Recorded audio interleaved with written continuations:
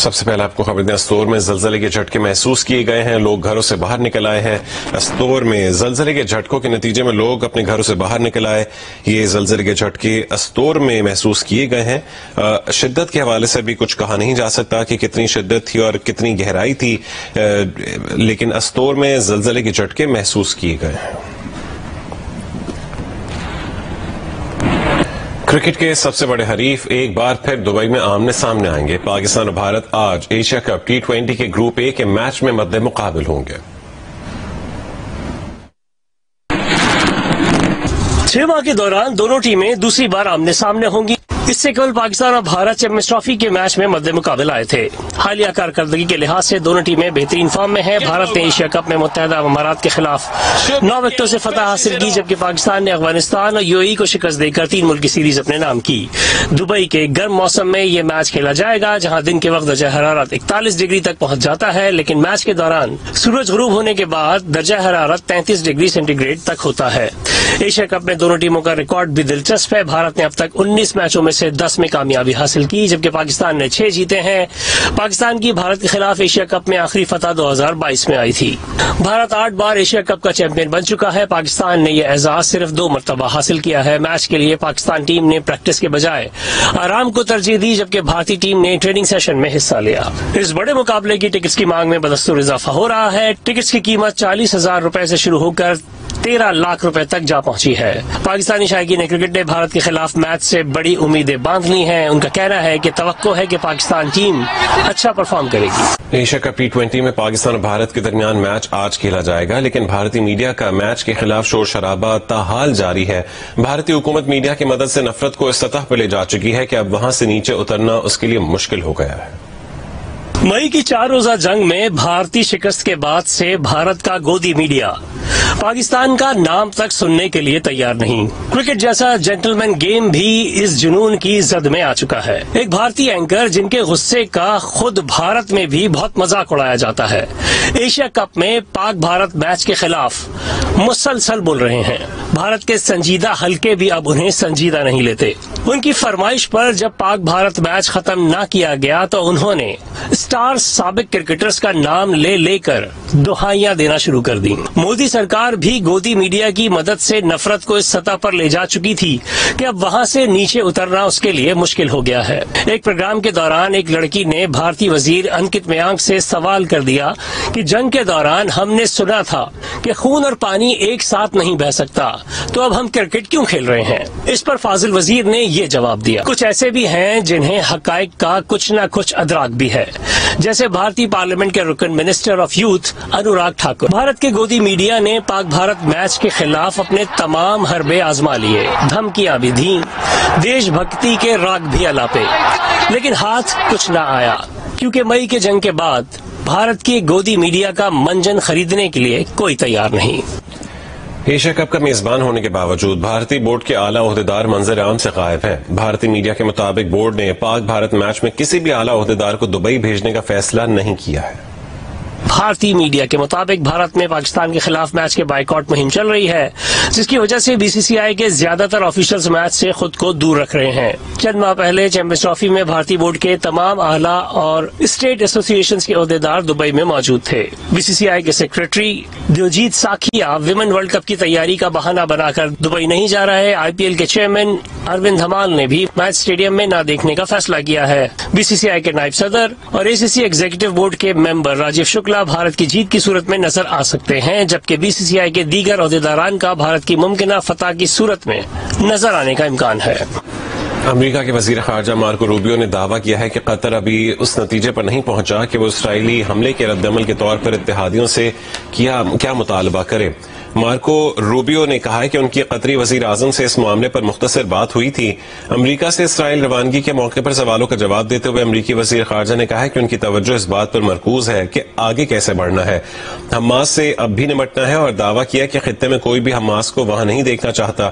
Marco Rubio نے کہا کہ صدر ٹرمپ نے پسند نہیں کیا جس طرح سے یہ سب کچھ ہوا ہے۔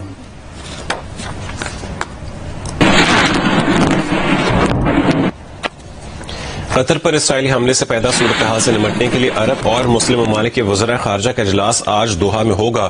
اجلاس کی مشترکہ میزبانی پاکستان بھی کر رہا ہے۔ نائب وزیر اعظم اور وزیر خارجہ اسحاق ڈار اجلاس میں شرکت کے لیے آج صبح قطر روانہ ہوں گے۔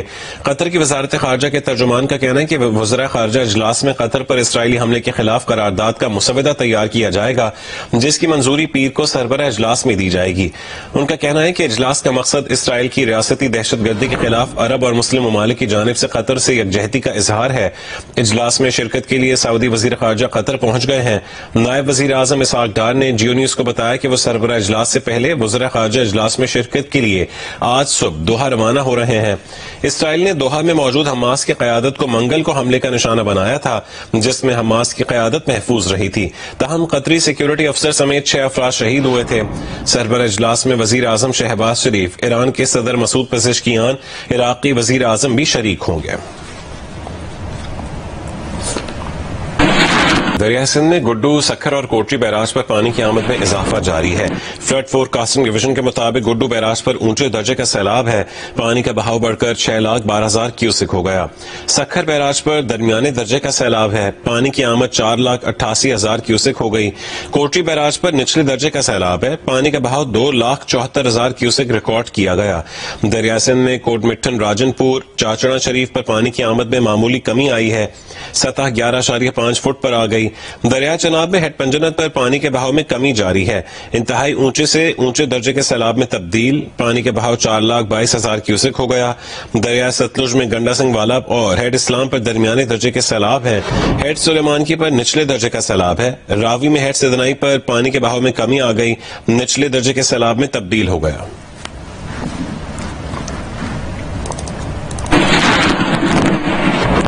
مظفر گڑھ کی تحصیل علی پور میں حالیہ سیلاب سے تقریباً 70,000 لوگ براہ راست متاثر ہوئے ہیں۔ تفصیل بتائیں گے محمد عدنان مشتبہ۔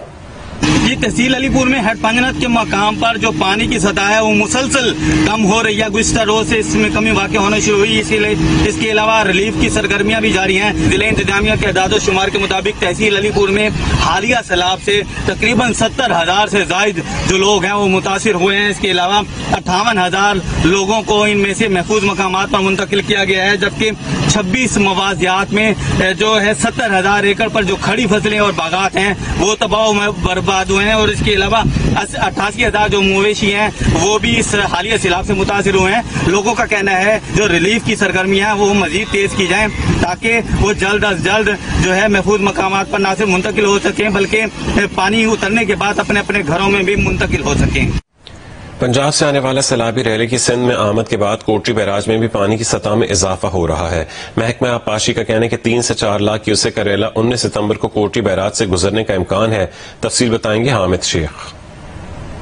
پنجاب میں سیلاب پہ تباہی مچانے کے بعد سیلابی ریلا اس پر سندھ میں گزر رہا ہے۔ میں اس وقت موجود ہوں کوٹری بیراج کے مقام پر۔ محکمہ آبپاشی کا یہ کہنا ہے کہ 19 سپتمبر کو جو ہے یہاں کوٹری بیراج پر تقریباً 3 سے 4 لاکھ کیوسک کا سیلابی ریلا گزرنے کا یہاں پر امکان ہے۔ کوٹری بیراج سے لے کر سجاول اور ٹھٹا تک جتنے بھی جو بند ہیں، بندوں کو جو ہے وہ بڑے بڑے پتھر ڈال کر مضبوط کرنے کی کوشش یہاں کی جا رہی ہے۔ ڈویژن کمشنر حیدرآباد فیاض باسی کا یہ کہنا ہے 25,000 سے زائد کچے کی جو متاثرین ہیں وہ اسکول جو ہیں محفوظ مقام پر منتقل ہو چکے ہیں۔ تمام محکمہ آبپاشی افسران یہ کہتے ہیں کہ صورتحال انتہائی معمول پر ہے، جن کے کسی بھی بند پہ کوئی خطرہ موجود نہیں ہے۔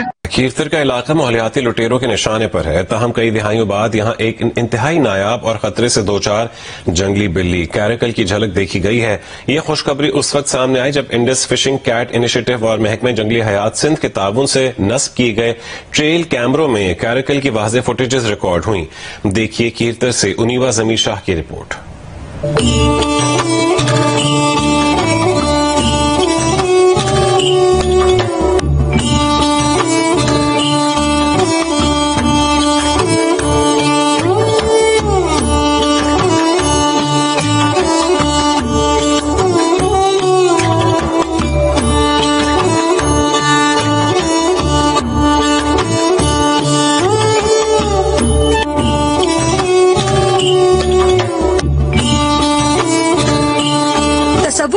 آپ سندھ کے خشک اور پتھریلے پہاڑوں کے درمیان میں ہیں اور کوئی اچانک سے آپ کو کہے کہ یہ جگہ کبھی سمندر کی تہ ہوا کرتی تھی. جی ہاں، کیرتھر جو اب نایاب جنگلی حیات اور قدیم پہاڑی سلسلوں کی وجہ سے مشہور ہے، کروڑوں سال پہلے یہ سمندر کا حصہ ہوا کرتا تھا.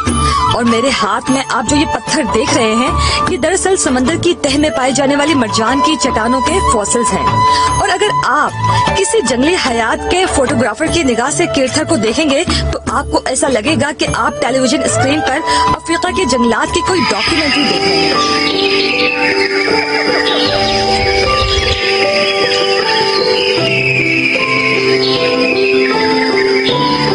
اسرار پہاڑوں کے درمیان سندھ آئیبیکس، چنکارا اور نایاب شکاری پرندوں کے ساتھ اب تو کیراکل کی موجودگی کی ویڈیوز بھی منظر عام پر آئی. کیراکل گیٹ کے اوپر ہم تصوراتی طور کے اوپر کہہ سکتے ہیں کہ کام کر رہے تھے گزشتہ 6 سالوں سے. کہ میرے اس کیریئر کے دوران جو 10 سال کے عرصے پر محیط ہے، میں نے یہاں پہ 200 سے زائد جنگلی اقسام کے پرندوں کو اپنے کیمرے کی آنکھ میں قید کیا ہے. 6 سال کے عرصے کے بعد ایک ہمیں اطلاع ملی کہ ایک کیراکل کیٹ جو ہے یہاں ماری گئی ہے. ہم نے اس کی باڈی ڈسکور کری. پھر اسی دوران ہمیں ایک اور اطلاع ملی کہ ایک کیراکل کیٹ ہمارے اس مقام سے، جس کو کھار چوکی کہتے ہیں، یہاں سے کراس ہوتی ہوئی دیکھی گئی ہے. تو ہم نے ٹریل کیمراز کو مختلف لوکیشنز کے اوپر انسٹال کرنا شروع کیا اور 10 مئی 2025 کی ایک شب ہمارے اس ٹریل کیمرہ کے سامنے وہ تاریخی منظر ریکارڈ ہوتا ہے جس کی آس کوئی جنگلی حیات سے شگوف رکھنے والا، جنگلی حیات کو چاہنے والا کرتا رہے گا. یعنی کہ اس میں ایک کیراکل کیٹ بہت شان و شوکت کے ساتھ اس کیمرے کی آنکھ کے سامنے آتی ہے اور بہت اطمینان سے اس کے آگے ٹہلتی ہوئی جاتی ہے، پھر چلی جاتی ہے. تو اس سے یہ چیز یہاں پہ پروو ہو گئی کہ یہاں کیراکل کیٹ کی موجودگی ہے.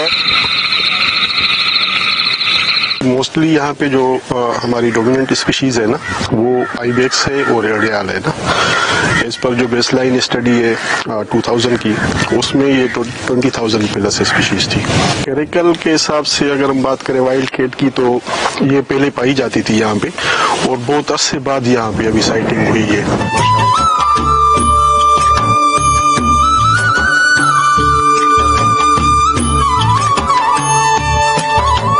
گیدڑ، لومڑی اور مانیٹر لیزرڈ ان غاروں میں رہتی ہیں. اور یہ جو آپ میرے ہاتھ میں دیکھ رہے ہیں، یہ سے یعنی پورکیوپائن کا کانٹا ہے.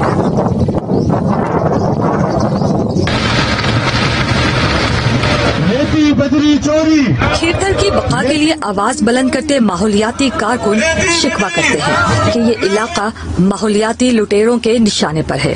عدالت کے واضح احکام کے باوجود سنہری ریت کیرتھر کے سینے سے نوچنے کا سلسلہ رک نہ سکا.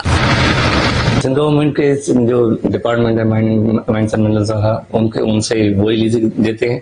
یہاں پہ کچھ جو لوکل انفلوئنشلس ہیں، کچھ پولیٹیشینس کے ساتھ مل کے وہاں پہ ایلیگلی مائننگ اور کر رہے ہیں ریتی اور بجری کی. تو ہم نے ایک سی پی داخل کی تھی ہائی کورٹ میں. اسٹے آرڈر بھی آنریبل کورٹ نے جاری کیا تھا، جس میں ان کو کنسرن اتھارٹیز کو ایک تو منع کیا تھا ایلیگل ریتی اور بجری کی مائننگ سے. کیراکل کیٹ کی یہ جھلک شاید فطرت کی ایک دستک ہو، یہ بتانے کے لیے کہ اگر اب بھی ہم نے لاپرواہی کی تو کیرتھر جیسے قدرتی ورثے میں بسنے والی یہ نایاب زندگیاں صرف کتابوں یا فوٹیجز تک محدود رہ جائیں گی.